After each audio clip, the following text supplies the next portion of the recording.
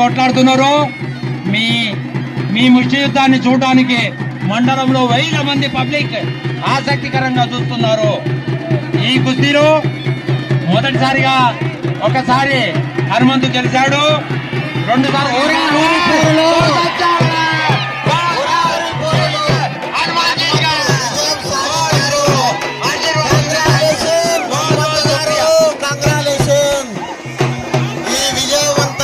కుస్తీ పోటీల్లో హనుమంతు గారు విజయం సాధించడం జరిగింది.